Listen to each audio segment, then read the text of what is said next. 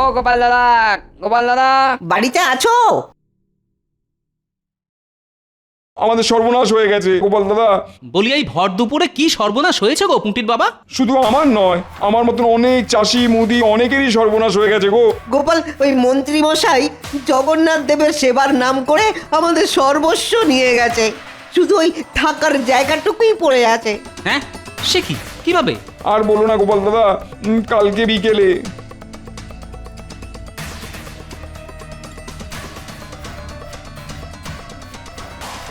এ কি কাণ্ড! তোমরা এতটাই বোকা, মন্ত্রী চাইলো আর দিয়ে দিলে? দূর, আমরা কিভাবে বুঝবো? মন্ত্রী মশাই তো আর নিজের জন্য চাইনি, চেয়েছে ওই জগন্নাথ দেবের সেবার জন্য। আর এখন নিজেই আমার দোকান, ওই পুটির বাবার জমি, আরো অনেকের জমি ওই লাঠিয়ালদের দিয়ে দখল করে রেখেছে। ঠিক আছে, ঠিক আছে, কালকে সকালে রাজসভায় তোমরা এসো, আমি দেখছি কি ব্যবস্থা নেওয়া যায়। আচ্ছা গোপাল দাদা, তোমার এইটুকু আশ্বাসই যথেষ্ট। আমরা কালকে তাহলে রাজসভাতেই আসবো।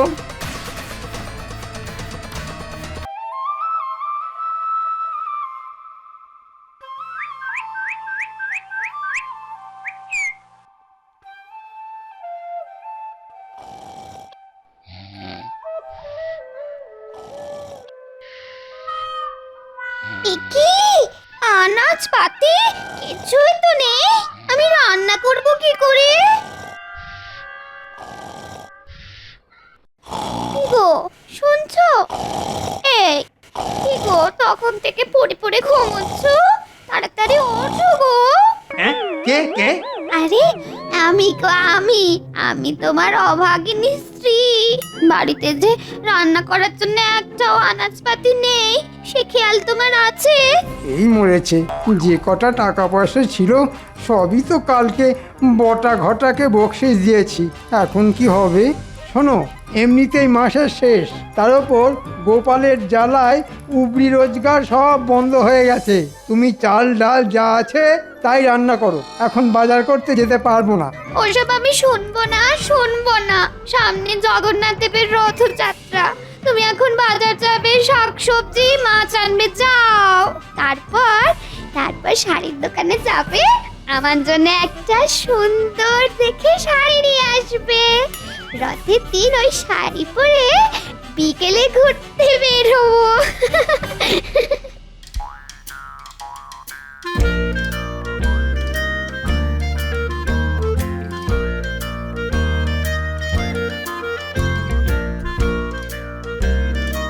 কি মহারাজ, রোজ তো আমাকে দেরি করে আসার জন্য গান বন্ধ করেন, আজ তো রাজসভায় মন্ত্রী মশাইয়েরই কোনো পাত্তা নেই। তাই তো দেখছি। আজ আসলে আচ্ছা করে বলবো। মন্ত্রীর কথা বাদ দাও তো। তা সামনে তো জগন্নাথ দেবের রথযাত্রা, তা তোমরা সবাই কে কি পরিকল্পনা করছো? মহারাজ, আমি তো এবারে ভেবেই রেখেছি, রথের মেলায় কলার দোকান দেব, তাতে রথ দেখা কলা বেচা দুই হবে। বাবা, গোপাল তুমি পারো বটে, সত্যি। তা গোপালেরটা তো শুনলাম, তা বাকি সবাই কে কি করবে? জিলিপি খাবো, ঘুগনি খাবো, কিনবো পাঁপড় ভাজা, মেলায় যাবো, রথ টানবো, খাবো জিভে গজা। এটাই আমার পরিকল্পনা। প্রণাম মহারাজা। আহা, সভাকবি, তোমার কবিতা শুনে মন ভরে গেল। কিন্তু সভাকবি, আবার দেখো, এই শরীরে এত কিছু একবারে খেয়ে লেজে গোবরে হয়ে যায় না জানো?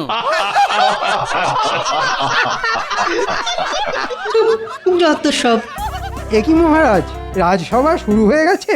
বাবা, তা এতক্ষণ কোন জগতে ছিলে বলো তো মন্ত্রী? আর বলবেন না মহারাজ, মাসের শেষ, হাতে টাকা নেই, ঘরে আনাজপত্র কিচ্ছু নেই, তার উপর গিন্নির বায়না সামনে রথযাত্রার আগে ভালো শাড়ি কিনে দিতে হবে। রাজ্যের মন্ত্রী দেরি করে রাজসভায় ঢুকছে, তার হাতে টাকা নেই। লজ্জা, লজ্জা, ঘোর লজ্জা। মহারাজ, আপনি আমায় কিছু টাকা দিন, নইলে আমার গিন্নি আমায় আস্ত রাখবে না। না না না, ওসব টাকা পয়সা আমি দিতে পারবো না। সামনে জগন্নাথ দেবের রথযাত্রা, অনেক খরচা আছে। তোমায় এখন অতিরিক্ত টাকা আমি কিছুতেই দিতে পারবো না। মহারাজ, মানুষের মধ্যেই তো জগন্নাথ দেব ভগবান বিরাজ করেন। আমার মতো একটা জলজ্যান্ত মানুষরূপী ভগবানকে খালি হাতে ফিরিয়ে দেবেন মহারাজ?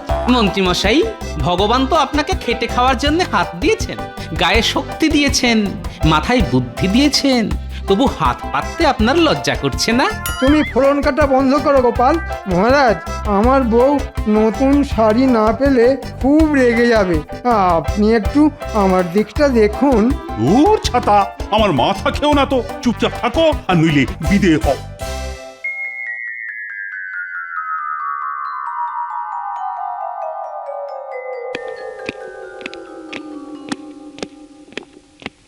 কি গো, হাত খালি কেন? বাজার কোথায়? বাজার কিভাবে আনবো গিন্নি? টাকাই তো নেই। মহারাজের কাছে কত করে চাইলাম, ভাবলাম মহারাজ কিছু টাকা পয়সা দেবেন, কিন্তু বেটা গোপাল এমন ফোড়ন কাটলো, আমার কোনো কথাই মহারাজ কানে নিলেন না। ও গোপাল গোপাল গোপাল, ওই একটা লোক তোমাকে সারা জীবন নাকে দড়ি দিয়ে ঘুরিয়ে গেল, আর তুমি কিছুই করতে পারলে না। বলছি, তুমি কি কিছু করছো নাকি সারাদিন না খেয়েই থাকতে হবে? ওই ভাত তো বসিয়েছি। ঠিক আছে গিন্নি, আজকে তাই খেয়ে নি, কালকে থেকে আর এরকম কষ্ট হবে না। কালকে থেকে মন্ত্রী নয়, রাজার হালেই থাকবে। হ্যাঁ, হঠাৎ করে তোমার কি হলো গো? কোনো গুপ্তধনের কথা মাথায় এলো নাকি? সেসব তুমি কালকেই জানতে পারবে। আমি হলাম এ রাজ্যের মন্ত্রী, মাথার পোকা নড়লে পরে হয়ে উঠি ষড়যন্ত্রী।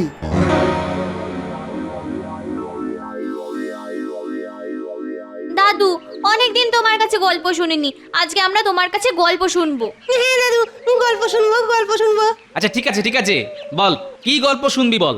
দাদু, সামনে তো রথযাত্রা, আমরা জগন্নাথের গল্প শুনবো দাদু।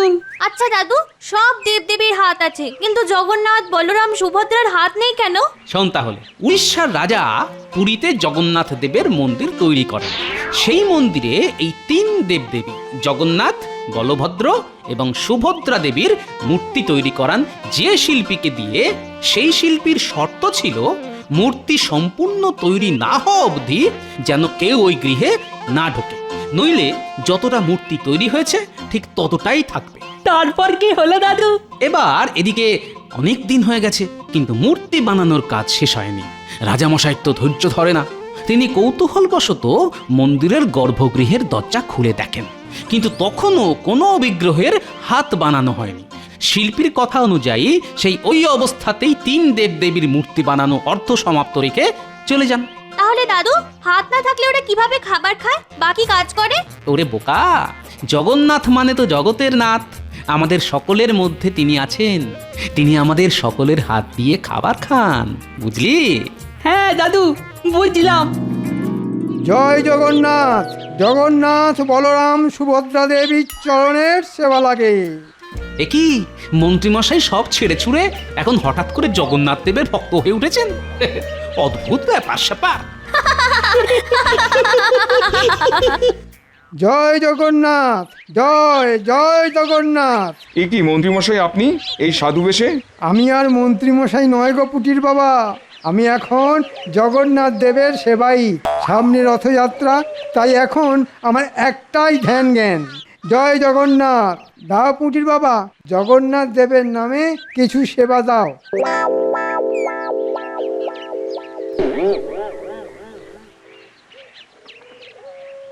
এ কি পুঁটির মা, শুধু এইটুকু?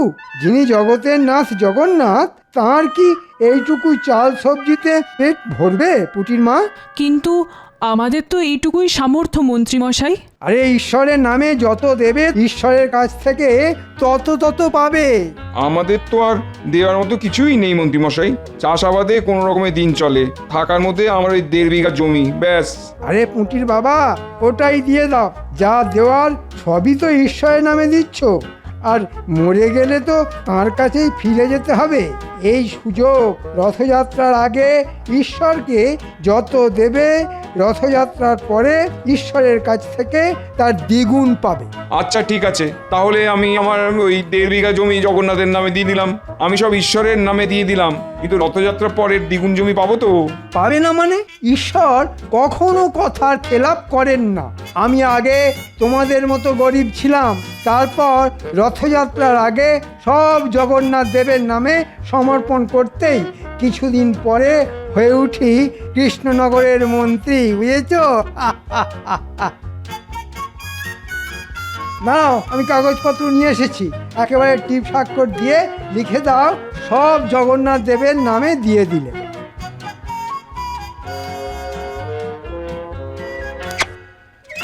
জয় জগন্নাথ দেবে জয়, জয় জয় জগন্নাথ।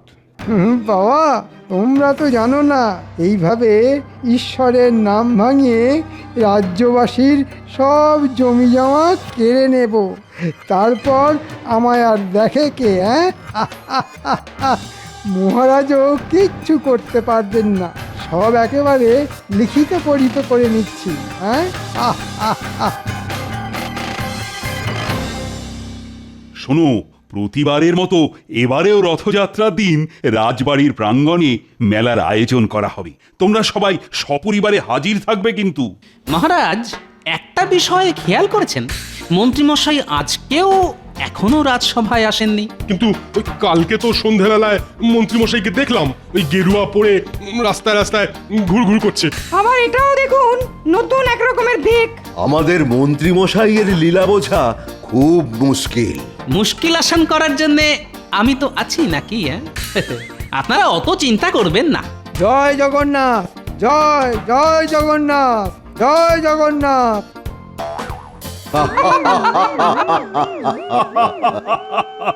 কি মন্ত্রী, তুমি একই বেশে এসেছো?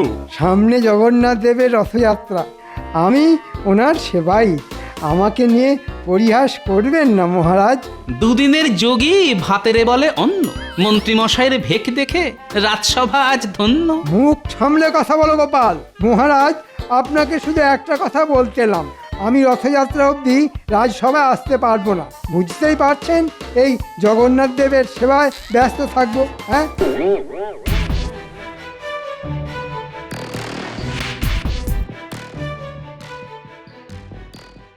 এই তোমরা মাঠ থেকে উঠে পড়ো, তাড়াতাড়ি ওঠো, তাড়াতাড়ি। কেন মন্ত্রীমশাই, মাঠে গাছের যত্ন না করলে এবার শস্যের ফলন ভালো হবে না যে? সেসব তোমাকে দেখতে হবে না, যা দেখার আমি দেখবো। কি বলছেন আপনি? আমরা কাজ না করলে জমির মালিক রেগে যাবে না? শোনো, এই জমির মালিক এখন স্বয়ং পরমেশ্বর জগন্নাথ দেব, আর আমি ওনার সেবাই, তাই যা দেখার আমি দেখব। তোমাদের মালিক জগন্নাথ দেবের নামে সব জমি লিখে দিয়েছেন, তাই চটপট জমি থেকে উঠে পড়ো, উঠে পড়ো, উঠে পড়ো। না না না, এ কি করে হয়? চাষ না করলে আমরা খাবো কি? তোমরা তোমাদের মালিকের ভাগ চাষি, আর এখন জমির মালিক পাল্টে গেছে, তাই তোমাদের আর দরকার নেই। যা বাটা ঘটা, বেটাদের জমি থেকে তুলে দে, আর কথা না শুনলে লাঠি মেরে জমি থেকে ভাগিয়ে দে। ওরে বাবা, পালাও পালাও পালাও! বিপদে পড়লাম রে বাবা। যা লোকের তাই জগন্নাথের, আর যা জগন্নাথের তাই আমার। মন্ত্রী মশাই, আপনার কি বুদ্ধি! একটু একটু চরণ ধুলি দিন। ওরে, ভেজা জমিতে দাঁড়িয়ে থেকে পায়ে কাদা লেগেছে, একটু শুকিয়ে যাক, ঠিক ধুলো করে দিয়ে দেব। হ্যাঁ, চল এবার ভোলার দোকান আর পুঁটির বাবার জমি কবজা করতে হবে।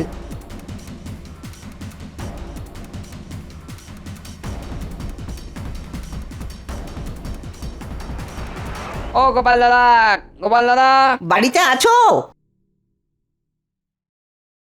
আমাদের সর্বনাশ হয়ে গেছে গোপাল দাদা। বলি, এই ভর দুপুরে কি সর্বনাশ হয়েছে গো পুঁটির বাবা? শুধু আমার নয়, আমার মতন অনেক চাষি মুদি অনেকেরই সর্বনাশ হয়ে গেছে গো। গোপাল, ওই মন্ত্রী মশাই জগন্নাথ দেবের সেবার নাম করে আমাদের সর্বস্ব নিয়ে গেছে, শুধু ওই থাকার জায়গাটুকুই পড়ে আছে। হ্যাঁ, সে কি, কিভাবে? আর বলো না গোপাল দাদা, কালকে বিকেলে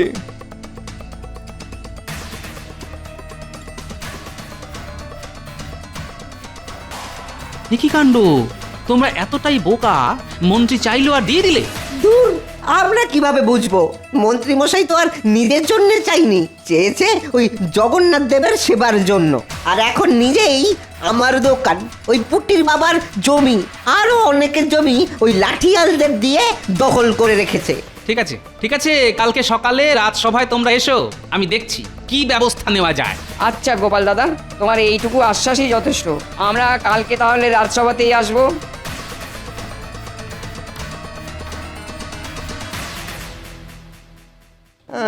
আপনি বলুন মহারাজ, এভাবে চলতে থাকলে তো আমরা না খেতে পেয়ে মরে যাব। তোমরা তো দেখছি হদ্দবোকা। মন্ত্রী যে সব সময় ষড়যন্ত্র করতে থাকে সেটাও বোঝো না। আমরা তো খেটে খাই মহারাজ, অত কথার মার প্যাঁচ বুঝি না। উনি বললেন যাই আমাদের তাই জগন্নাথের, আর যাই জগন্নাথের তাই আমাদের। তাই তাই জগন্নাথের নামে বিশ্বাস করে দিয়ে দিলাম। হ্যাঁ মহারাজ, আমাকে ভয় দেখালো। যদি রথযাত্রার আগে দোকানটা ভগবানকে দিই তাহলে ঘোর অমঙ্গল হবে। আচ্ছা ঠিক আছে ঠিক আছে, মন্ত্রী তো এখনো আসেনি। সেনাপতি, আজ্ঞা করুন মহারাজ। মন্ত্রীকে এক্ষুনি ধরে বেঁধে নিয়ে এসো। যথাজ্ঞা মহারাজ। ধরে বেঁধে আনতে হবে না মহারাজ, আমি নিজেই পায়ে হেঁটে চলে এসেছি।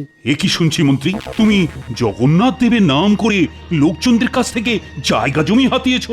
মা, ছি ছি ছি ছি ছি, এ কি বলছেন মহারাজ? আমি তো জগন্নাথের সেবার জন্য নিয়ে এসেছি। যা মানুষের তাই জগন্নাথের, আর ওনারা স্বেচ্ছায় দান করেছেন। কিন্তু এটা তো কথা ছিল না যে আমরা ওই জমিতে চাষ করতে পারবো না। এটাও কথা ছিল না যে আমি দোকানে বসতে পারবো না। কে বলেছে মহারাজ? আমি চুক্তিপত্র সঙ্গে করেই নিয়ে এসেছি।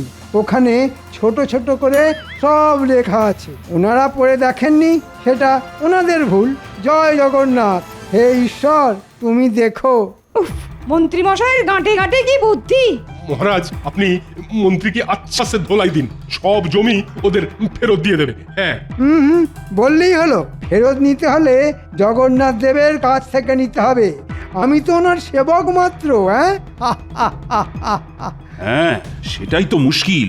মন্ত্রী তো আর নিজের নামে চাইনি যে চাপ দিয়ে ফেরত নেব, কিন্তু ভগবানের কাছ থেকে কিভাবে ফেরত চাইবো? আমি আসি মহারাজ, সামনে রথ, আমার অনেক কাজ আছে। জয় জগন্নাথ, জয় জগন্নাথ।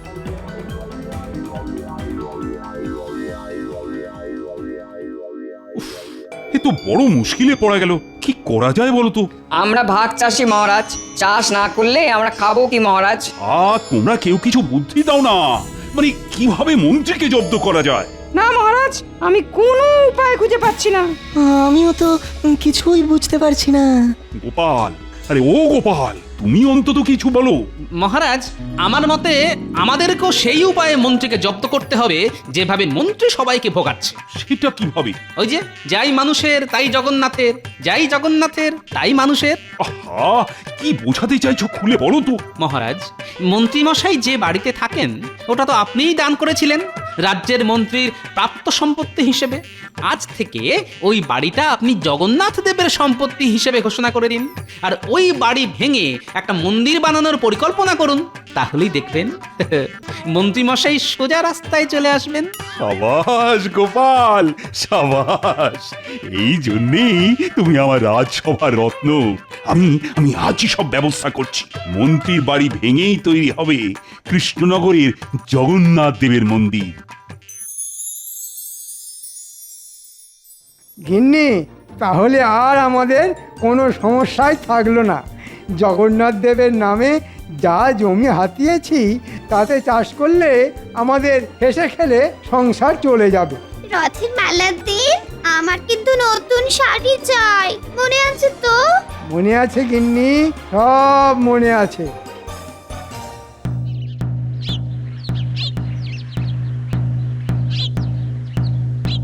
শোনো শোনো শোনো, একটি বিশেষ ঘোষণা। আজ থেকে আমাদের রাজ্যের মন্ত্রীমশাইয়ের বাড়ি জগন্নাথ দেবের সম্পত্তি হিসেবে ঘোষণা করা হলো। এখানে মন্ত্রীমশাইয়ের বাড়ি ভেঙে জগন্নাথ দেবের মন্দির তৈরি হবে। শোনো শোনো শোনো। কি আমি কি শুনলাম?